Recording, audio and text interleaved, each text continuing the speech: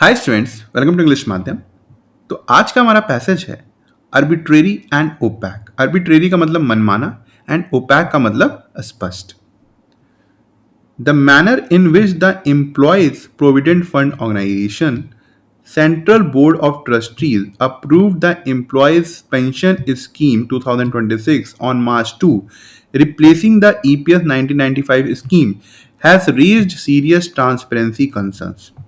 कह रहा है कि जिस तरीके से एम्प्लॉयज की प्रोविडेंट फंड ऑर्गेनाइजेशन के सेंट्रल बोर्ड ऑफ ट्रस्टीज ने एम्प्लॉयज पेंशन स्कीम 2026 को 2 मार्च को अप्रूव किया है, जिसने एम्प्लॉयज पेंशन स्कीम 1995 की स्कीम की जगह ली है, उससे उसने काफी ज्यादा एक तरीके से पारदर्शिता को लेकर गंभीर चिंताएं खड़ी की हैं। मतलब ये जो जिस तरीके से इन्होंने काम किया है कि जो पुरानी पेंशन स्कीम थी उसको चेंज करके एम्प्लॉयज पेंशन स्कीम जो लेके आए हैं, उससे जो पारदर्शिता है उसके ऊपर काफी ज्यादा गंभीर सवाल खड़े होते हैं। This affects approximately 5.4 crore contributing members and 82 lakh pensioners। कह रहा है कि ये जो कदम है वो 5.4 करोड़ जो कि इस स्कीम के मेंबर्स हैं, पार्टनर्स हैं, जो कंट्रीब्यूट कर रहे हैं, और साथ ही साथ जो 82 लाख पेंशनर है उनके ऊपर काफी ज्यादा प्रभाव पड़ेगा। Although हालांकि the EPS and the Employees Provident Fund and Employees Deposit Linked Insurance Schemes were designed as a corollary to the Code on Social Security 2020।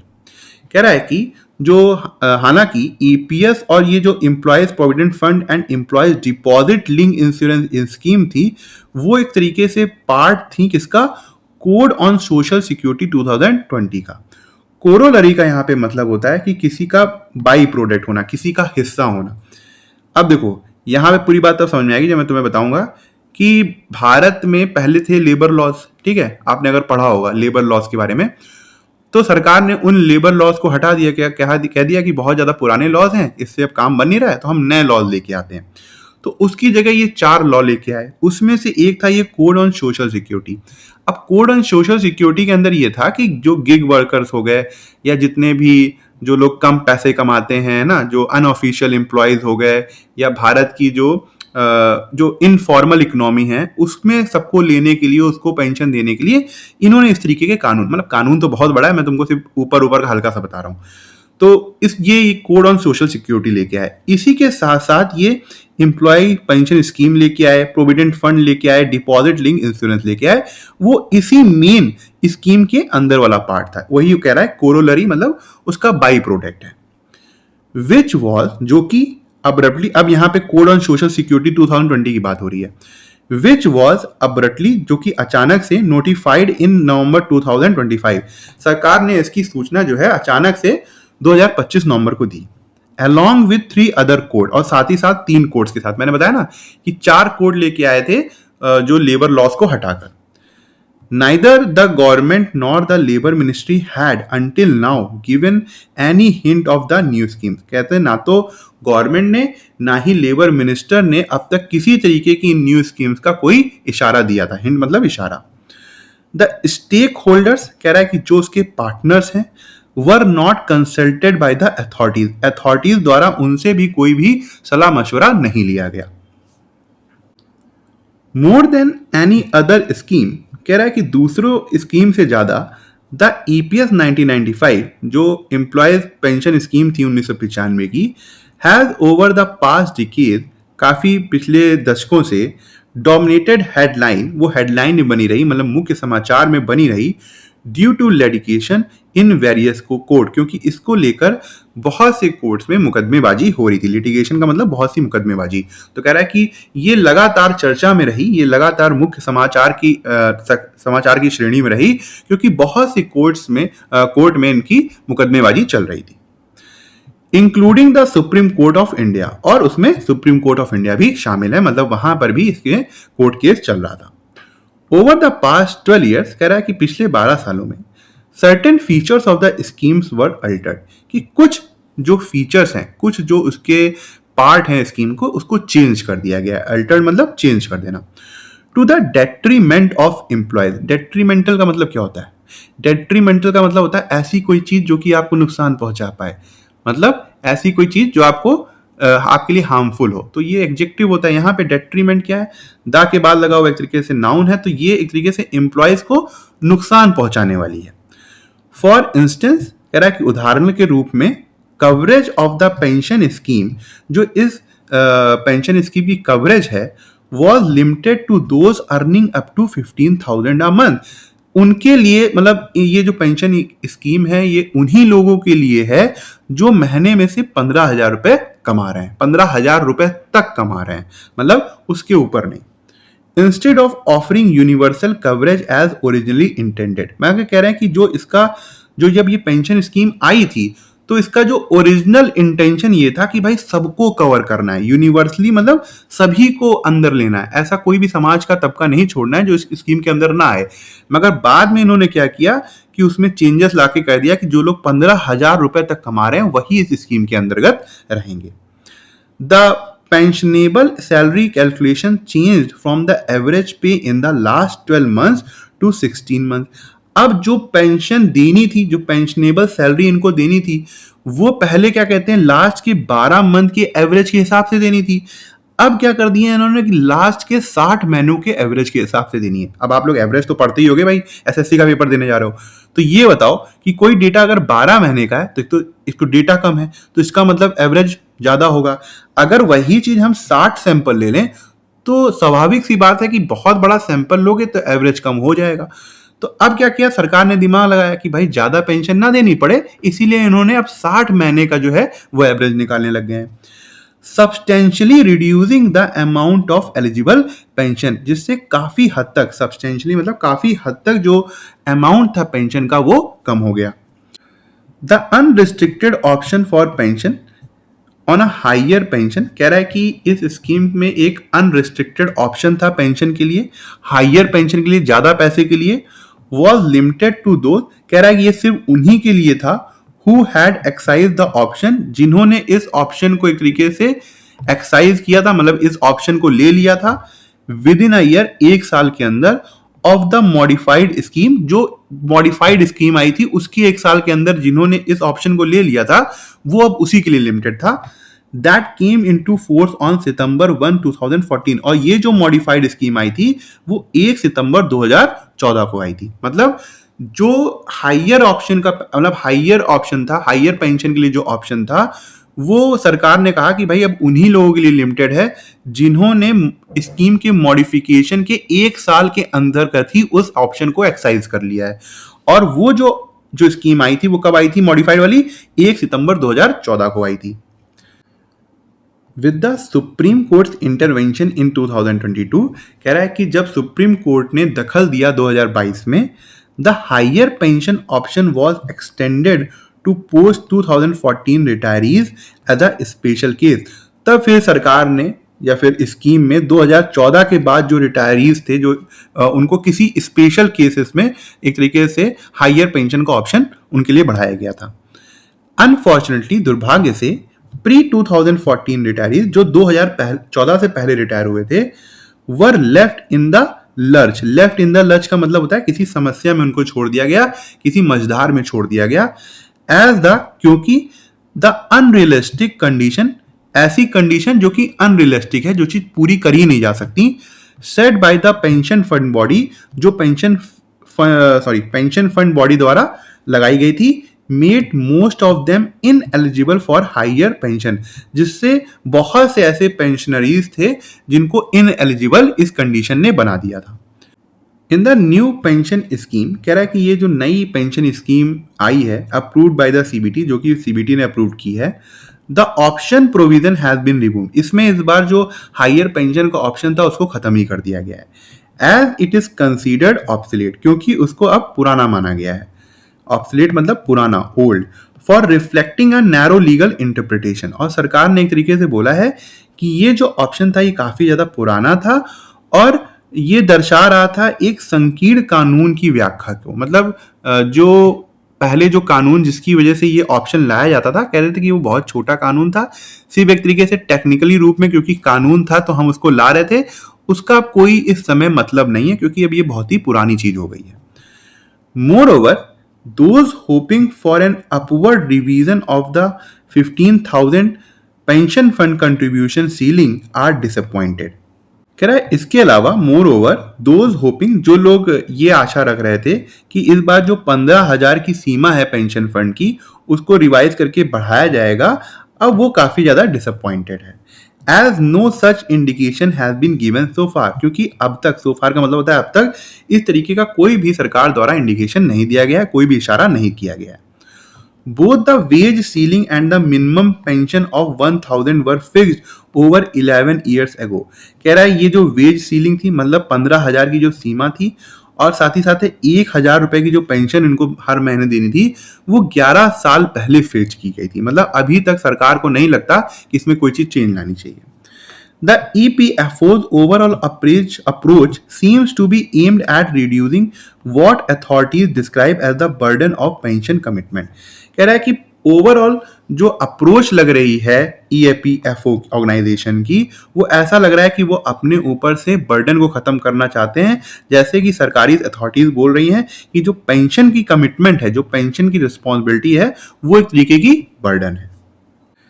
With greater government funding, कह रहा है कि अगर सरकार ज्यादा फंडिंग दे किसमें, EPFO स्कीम में, and higher contributions from employers, और जो नौकरी देने वाले एम्प्लॉयर्स हैं वो भी ज्यादा कंट्रीब्यूशन दें, ज्यादा सहभागिता दें, एंड विलिंग एम्प्लॉयज, और जो जिन एम्प्लॉयज की इच्छा है इसमें कंट्रीब्यूट करने के लिए वो अगर सपोर्ट करें, the EPFO can well meet pension challenges.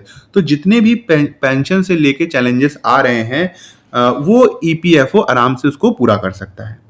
अब पॉजिटिव माइंडसेट, मतलब पूरे पॉजिटिव माइंड के साथ, along with empathy for pensioners and contributors, और सहानुभूति लेकर जो कि पेंशनर्स के लिए और जो कंट्रीब्यूटर्स हैं जो इस स्कीम के ऊपर अपना योगदान दे रहे हैं, is what is needed from the union government and EPFO. कह रहा है कि EPFO और सेंट्रल गवर्नमेंट से इसी चीज की आवश्यकता है. अब मेयर चेंज ऑफ लॉ, कह रहा है कि सिर्फ लॉ को चेंज करने से, कानून को चेंज करने से, रेगुलेशन रूल्स को चेंज करने से, एंड प्रोसीजर्स मेथड्स को चेंज करने से will not deliver the result desired by crores of members and lakhs of pensioner. वो रिजल्ट नहीं मिलेगा जिसकी आशा बहुत से मेंबर्स कर रहे हैं इस स्कीम की, या फिर जो लाखों पेंशनर्स हैं वो कर रहे हैं. ठीक है. Which specific group of retirees were significantly disadvantaged regarding the higher pension option according to the passage. कह रहा है कि ऐसे कौन से जो रिटायरीज थे, जो रिटायर्ड हुए थे, उनको सबसे ज्यादा डिसएडवांटेज है हाइयर पेंशन ऑप्शन को लेकर पैसेज के अनुसार. कौन थे?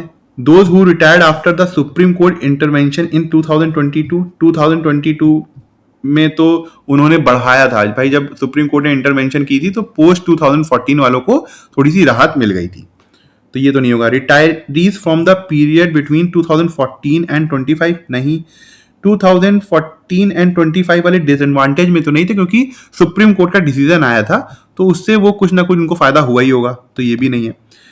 Pre 2014 retirees who were deemed ineligible due to unrealistic condition. हाँ, सी करेक्ट है कि 2014 से पहले के जो रिटायरीज थे कुछ ऐसी अनरियलिस्टिक कंडीशन लगा दी गई थी जिसकी वजह से वो एलिजिबल ही नहीं थे, तो सी हमारा करेक्ट आंसर है.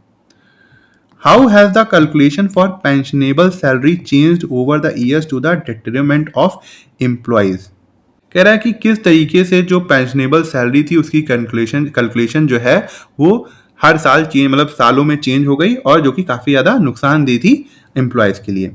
It is now calculated based on the average pay of the last 120 month, नहीं 120 मंथ की कहीं बात नहीं हुई.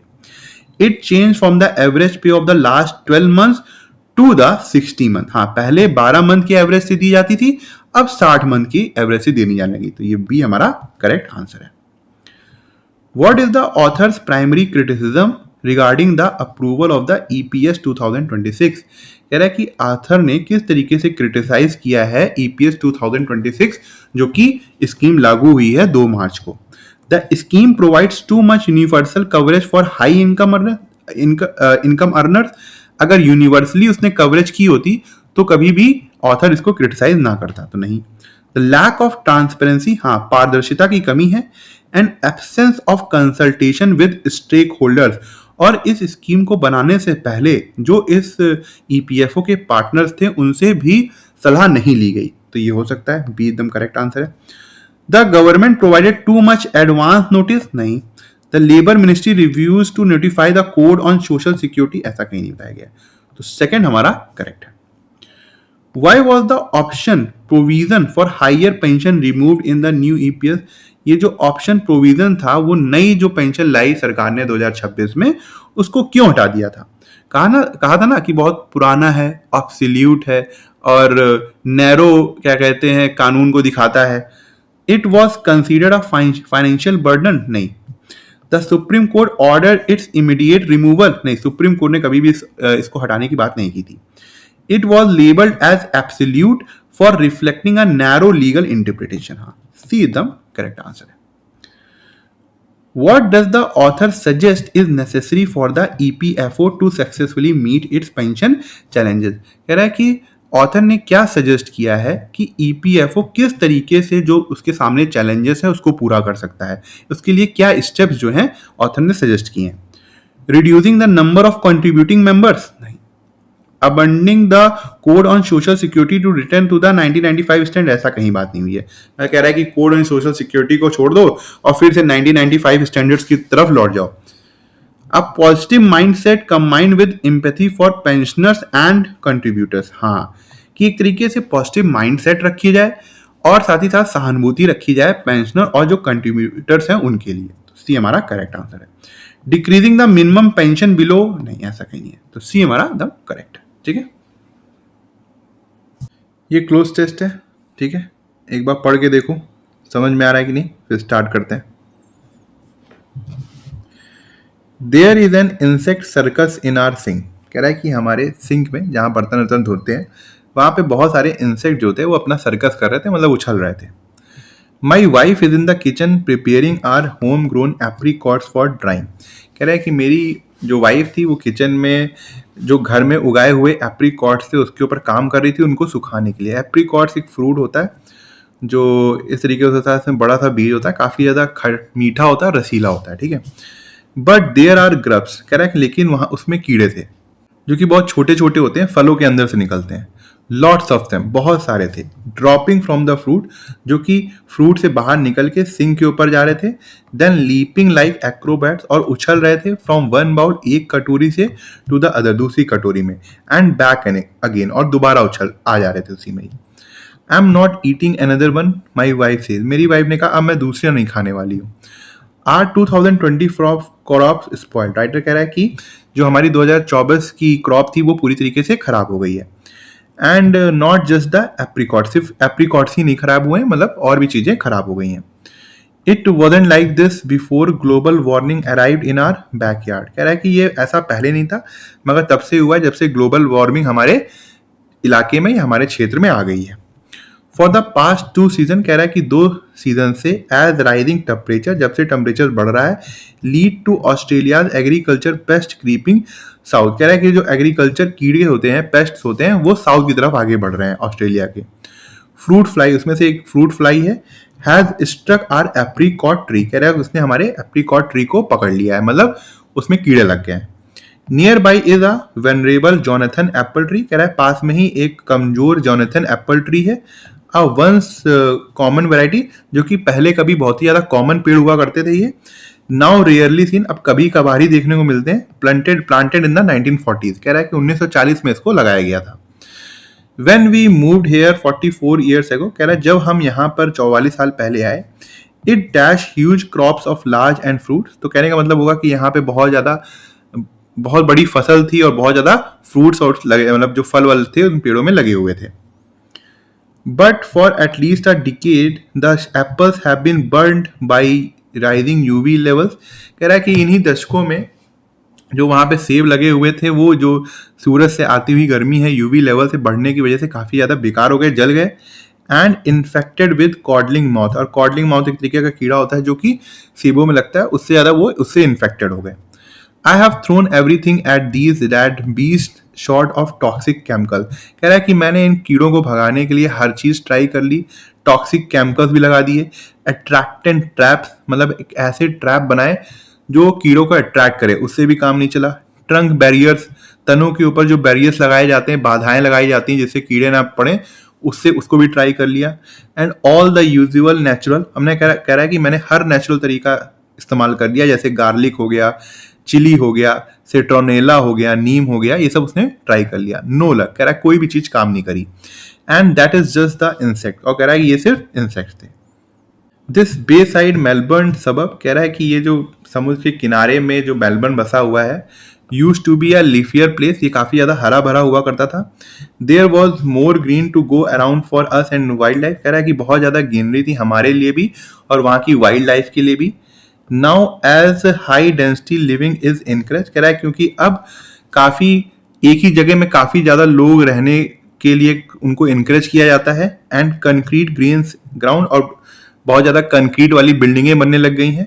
Are yard has become an inviting destination for anything with a bird's eye view, कह रहा है कि अब हमारे लिए हमारा जो यार्ड है, हमारी जो जगह है जहाँ पे पेड़ पौधे बचे होंगे, ग्रीनरी अभी भी रही होगी, अब एक तरीके से वो एक ऐसी जगह बन गई है जहाँ पे हर कोई अट्रैक्टेड होता है, चाहे वो कीड़े मकोड़े हों, चाहे चिड़िया हो, चाहे कोई भी हो, सारे जानवर हो, उसके ऊपर अट्रैक्ट होते हैं।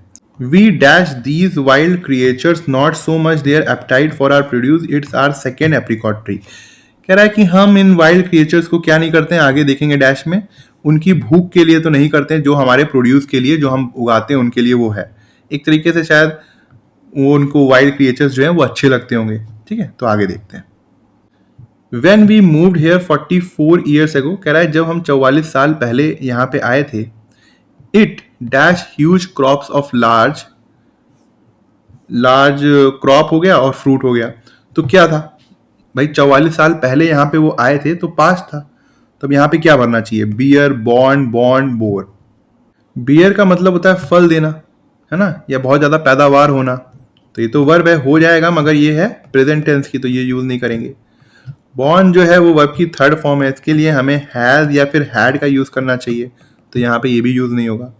बॉन्ड मतलब सबको पता है जन्म देना, जन्म होना, तो ये तो मीनिंग आ नहीं रहा है, तो बोर यहाँ पे बेस्ट है। ठीक है, it bore huge crops of large and dash fruit, कैसे फ्रूट, रेक्टिट्यूड, रेक्टिट्यूड की पार्ट ऑफ स्पीच होती है नाउन, इसका मतलब ईमानदारी फ्रूट, ईमानदार फ्रूट, ऐसे कौन से फ्रूट होते हैं, नहीं।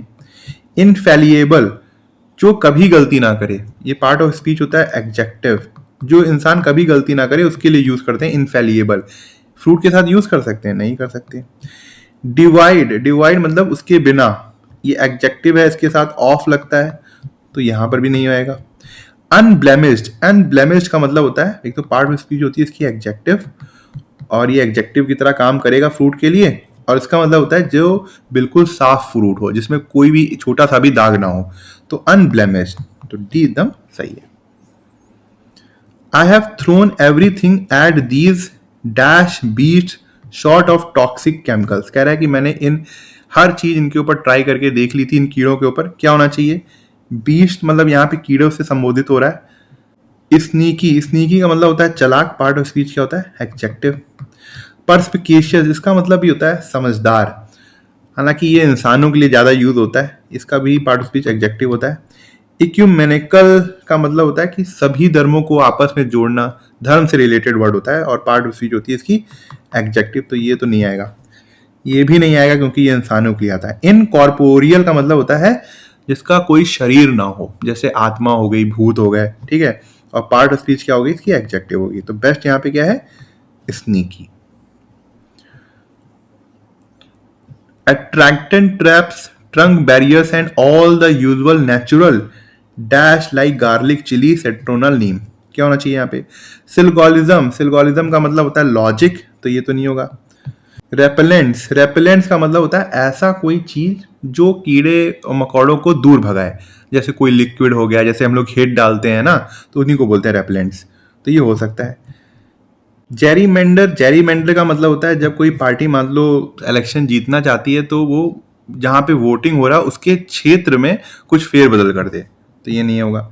एनाकॉर्निज्म का मतलब होता है कि जो चीज अपने समय के अनुसार ना हो, है ना, समय से बाहर की चीज हो, तो ये नहीं होगा, तो बेस्ट यहाँ पे क्या है, बी है।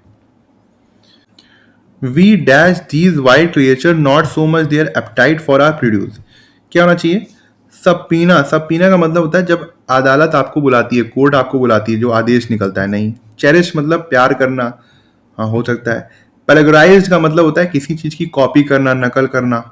अमोर्टाइज का मतलब होता है धीरे धीरे किसी चीज को चुकाना, भुगतान करना, तो ये नहीं होगा। तो we cherish these wild creatures, हाँ ये ठीक है। कह रहा है कि हम उन जो क्रिएचर्स हैं, छोटे छोटे कीड़े हैं, उनको प्यार करते हैं, उनकी भूख के लिए नहीं, जो हम क्रॉप उगाते हैं, जिनको भूखे रहते हैं उसके लिए उनको प्यार नहीं करते हैं, बस ऐसे ही करते हैं। It's our second apricot tree, वो हमारा दूसरा एप्रिकॉट ट्री था। ठीक है, तो यहाँ पे बी हमारा करेक्ट आंसर होगा। तो ठीक है, आज का लेक्चर यहीं ख़त्म करते हैं। आई होप आपको कुछ सीखने को मिला होगा, और आप कमेंट सेक्शन में ज़रूर बताइएगा कि आपको आज का लेक्चर कैसा लगा और आपको क्या सीखने को मिला। अगर आप मुझसे इंग्लिश ग्रामर पढ़ना चाहते हैं तो आप हमारा ऐप इंग्लिश माध्यम प्ले स्टोर से डाउनलोड कर सकते हैं। ऐप ओपन करते ही आपके सामने होम स्क्रीन आएगी, वहाँ पे आपको 5 ऑप्शन मिलेंगे: मेन, लाइब्रेरी, फीड, लेक्चर, पास। लेक्चर में क्लिक करते ही आपके सामने 2 वर्जन आएंगे, फ्री और पेड। पेड में क्लिक करते ही आपके सामने इंग्लिश ग्रामर का एक सेक्शन आएगा, जहाँ पे मैंने इंग्लिश एसएससी के लिए बहुत ही डिटेल में बताया हुआ है और बहुत ही सिंपल लैंग्वेज में बताया है, जो कि आपके कॉन्सेप्ट्स को और अच्छा करेगा और आपको अच्छे मार्क्स लाने में हेल्प करेगा। तब तक के लिए प्रैक्टिस करते रहिए। Thank you so much for watching this video.